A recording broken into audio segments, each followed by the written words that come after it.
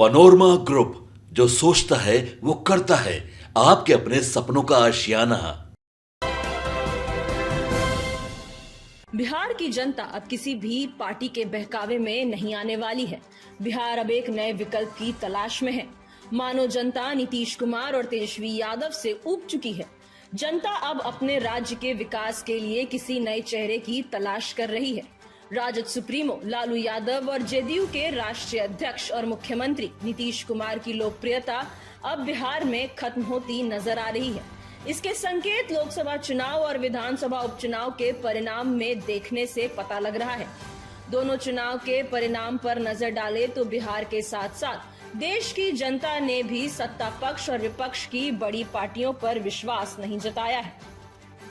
अगर हम बिहार में लोकसभा चुनाव के परिणाम को देखें तो यहाँ एनडीए को 9 सीटों का नुकसान हुआ है। 2019 के लोकसभा चुनाव में बिहार की 39 सीट जीतने वाली एनडीए को 2024 के लोकसभा चुनाव में मात्र 30 सीट से संतोष करना पड़ा।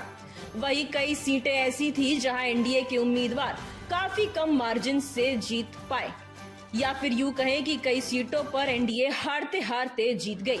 वहीं विपक्ष की बात करें तो राजद, कांग्रेस और लेफ्ट से बने महागठबंधन को भी बिहार की जनता ने खासा पसंद नहीं किया।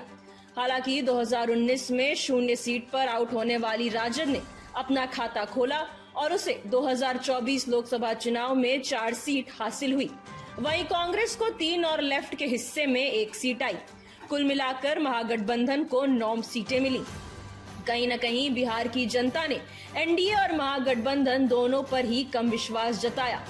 वहीं लोकसभा चुनाव में बिहार के सबसे हॉट सीट की बात करें तो वो थी पूर्णिया लोकसभा सीट। इस सीट ने नीतीश तेजस्वी की तमाम कोशिशों को अनदेखी करके निर्दलीय प्रत्याशी को चुना।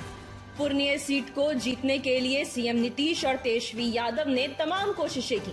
तेजस्वी यादव ने पूर्णिया में कैंप किया। उन्होंने अपनी प्रत्याशी बीमा भारती के लिए प्रचार करने के दौरान यह तक कह दिया था कि आप एनडीए के प्रत्याशी को चुन लीजिए, लेकिन निर्दलीय प्रत्याशी को वोट नहीं दीजिएगा।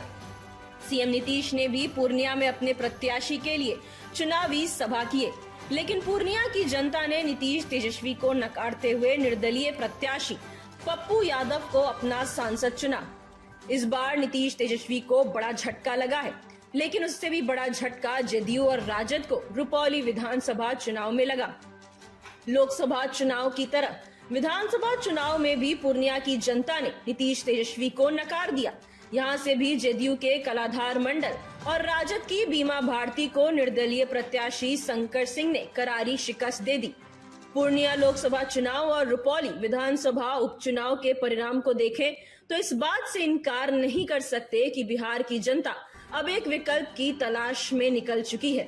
बिहार की कई लोकसभा सीटें ऐसी थी जहां निर्दलीय प्रत्याशियों ने एनडीए और महागठबंधन के उम्मीदवार को सीधी टक्कर दी। काराकाट से निर्दलीय उम्मीदवार और भोजपुरी सिनेमा के एक्टर पवन सिंह ने महागठबंधन और एनडीए के उम्मीदवार को कड़ी टक्कर दी। जहानाबाद में भी कुछ ऐसा ही देखने को मिला। बसपा प्रत्याशी ने एनडीए और महागठबंधन के उम्मीदवार को कड़ी टक्कर देते दिखे। कहीं न कहीं बिहार की जनता अब सुशासन बाबू की डबल इंजन की सरकार और तेजस्वी यादव की राजद से ऊब गई है। बिहार की जनता को अगर नए विकल्प मिलते हैं तो वो इसे ही चुन रहे हैं। सीएम नीतीश की लोकप्रियता कम होने की सबसे बड़ी वजह है उनका पलटी मारना। सीएम नीतीश अपने 4 बार के कार्यालय में रिकॉर्ड 9 बार मुख्यमंत्री पद की शपथ ले चुके हैं। सीएम नीतीश कभी राजद तो कभी भाजपा के साथ मिलकर सरकार बनाते रहते हैं। सीएम नीतीश ने 2005 में भाजपा के साथ मिलकर सरकार बनाई थी। तब सीएम नीतीश बिहार में सुशासन बाबू के रूप में उभरे थे। सीएम नीतीश ने तब बिहार को बदलने के लिए तमाम कोशिशें भी की थी, लेकिन ऐसा लगता है कि बदलते वक्त के साथ कुर्सी के मोह ने सीएम नीतीश को बिहार की जनता से अलग कर दिया।